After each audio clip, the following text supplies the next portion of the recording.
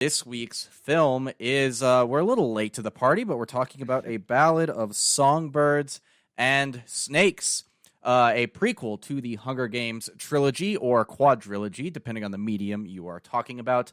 The Ballad of Songbirds and Snakes follows a young Coriolanus Snow as he is tasked with mentoring a Hunger Games tribute from District 12, Lucy Gray Baird, I think is her last name, and turn her into a spectacle to reinvigorate audience interest in the games. Directed by series veteran Francis Lawrence and written by Michael Leslie, Michael Arndt, and adapted from the novel by Suzanne Collins. The film stars Rachel Zegler, Tom Blythe, Viola Davis, Peter Dinklage, Josh Andres Rivera, and Hunter Schafer. Niles, what are your initial thoughts on The Hunger Games, The Ballad of Songbirds and Snakes? Yeah. Well, before we dive in, I want to just clarify for everyone that I have not seen all the Hunger Games. I only saw the first three, so I didn't see the final Okay. movie. I'll get back to that one day. Um, Definitely after watching this movie, I feel like I need to go back and rewatch some of those films. But the Ballad of Songbirds and Snakes, this for me was a very compelling divergence from the original narrative.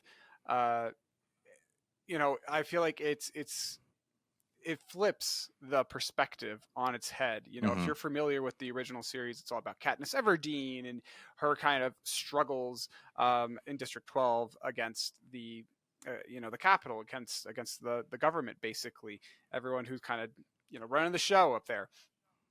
Yep. Songbirds and Snakes does a 180. It says, okay, rather than showing the perspective of someone in the lower class out in the district who has an incredibly hard life, let's focus on the villain from the original saga, make him the protagonist, set as a prequel, and kind of showcase his perspective from the capital rather than District 12. So you got kind of this inner perspective versus the outer perspective. And, I was a little conflicted when I saw the initial trailer for the movie, because I'm like, I got what I needed out of the Hunger Games, and I didn't expect them to revive the franchise after only a decade has passed since the original saga ended. But so for me, there wasn't really a reason to come back. I needed a good why to come back to this world, especially in one that's as depressing and dystopic as this one. And I also just felt there wasn't a lot to explore beyond Katniss's story, which, to be fair, isn't fully accurate, because there's like 10 districts where we haven't spent any time in, and we haven't explored them at all, or at least nothing that I can really remember. So there's definitely a lot of potential within this universe still, in this world. And so I think that the inner perspective versus the outer perspective, that was just like a brilliant decision on their part, and also just making Snow, the villain from the original, the protagonist. I thought that was a really cool idea. And so this story just has a lot to say, to me at least. It feels like it's not just like repeating or rehashing the original series. It feels like it's trying to be original, and it's trying to do something, trying to tell a story that we didn't see in the originals. It's very unique, in my opinion. And I think also I just really like the aesthetics of the Hunger Games world too. Like, I love the costumes, the hairstyle, the makeup. It all just simultaneously feels like steampunk-esque and turn of the century. It's like Art Deco a little bit. Yeah. And you got kind of some high-tech kind of components in there too, or just some absurd qualities in it too. So I just really like the aesthetics of this world. But I am definitely positive on it. I like this movie, and yeah, it was great to see this kind of prequel. What about you, Dylan? What are your initial thoughts? Yeah, I liked this a lot as well, and my relationship with the Hunger Games is different than yours. Like, I did see all the movies as they were coming out. I loved the first two, and then I did not really enjoy the Mockingjay movies when they came out. But I did a full rewatch of the series leading up to this, and I think just because I'm older and also my politics have changed quite a lot, like, I really appreciated the Mockingjay movies this go around, because they are very, I think, surprisingly honest about like revolution against a system.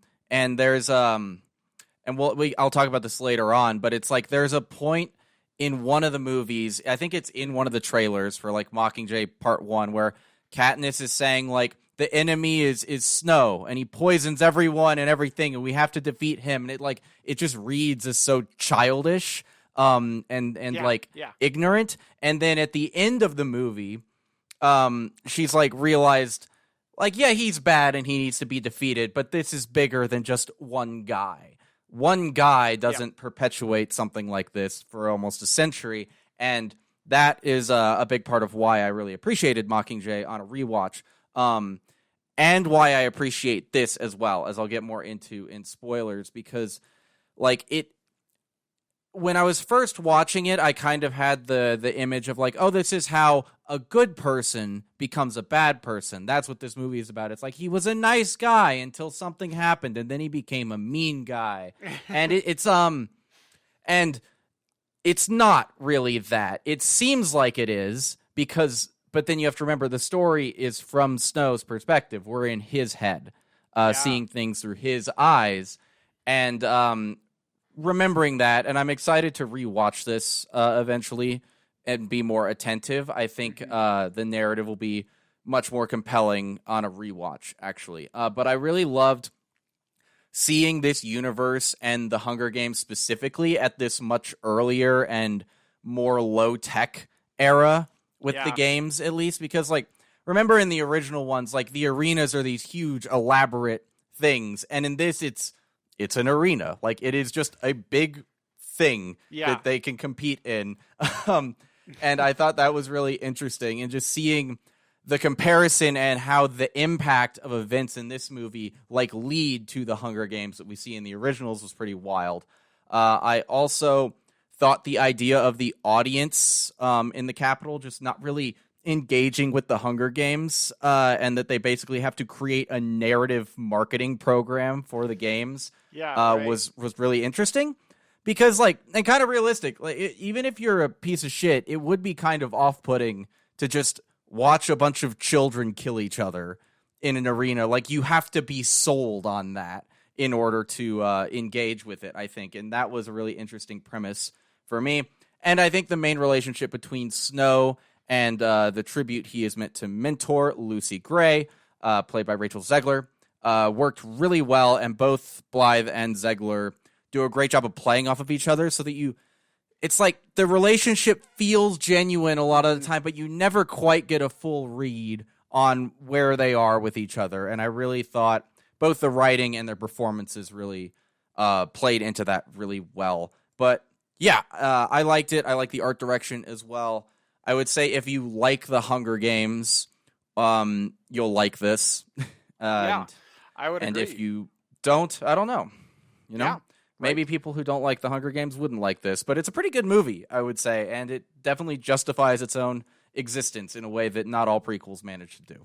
Exactly. So. Yeah. I think, like, reviving something like a franchise like this after so many years have passed, it's kind of like, oh, you're just digging for money. You're just trying to, make a quick buck for your own purposes as a studio. And this really didn't feel like that. Like the trailer kind of makes it feel like that, but it honestly was not that. And yeah, I think that there's great performances all around. I think one of my favorite characters too, without getting too far into spoilers, was Viola Davis's character, the game master. I think I liked her the most just because she was so deranged and kind of crazy. Like you compare her to she's pretty insane. Yeah, you compare her to like the game master from the originals, and it's like he is so tame compared to her, like it's just so different. So if they want to continue doing prequels for Hunger Games, please make her the next protagonist, because I would love to see how she got like that.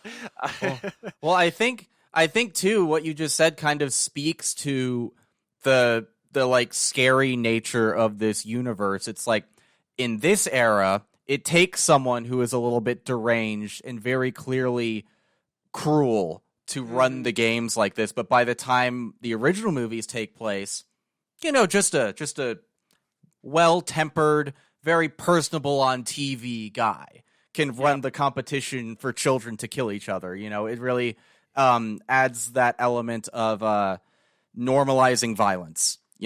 By the time we get to Katniss's era, this is just routine. Like, it's just a thing that happens every year, and everybody's used to it. It's expected. It's normalized. Yeah, So, right.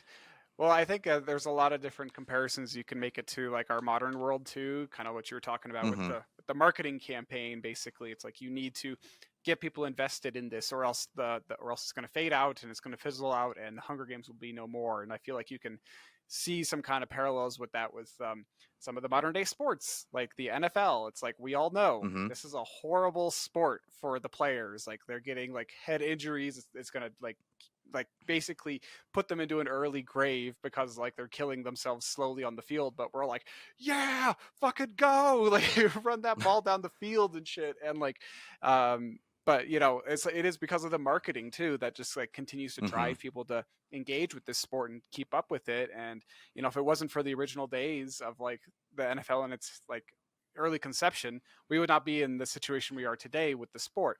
But you could also make the case with like American politics too, of like the way that sensationalism has like mhm, spurred like this like I mean social media especially has just like made politicians so much like more polarizing, and just like mhm. everything is now a spectacle when it comes to politics in America, at least. Yeah. Well, and you can also draw parallels to like what's happening in Gaza right now. It's like the Yep. importance of narrative building. If you want to carry out an act of violence, you are starting to see globally amongst the people, like as Israel loses control of the media narrative and people start recognizing the humanity of the people of Palestine, that the sentiment is changing. People Mm-hmm. are no longer on board with wanton violence and mass murder when you can see the eyes and the hurt of the people who are most affected by it. Yes. Yes. And like I'm gonna shift back to the movie because I don't want to go on a whole rant Yes. again, which I want to do. But like the like if you do the violence without giving the audience for that violence a story that they can get behind, Mm-hmm. they turn against you, and that is what this movie is about. And with that, maybe we can go into spoilers and get Yeah. more into that.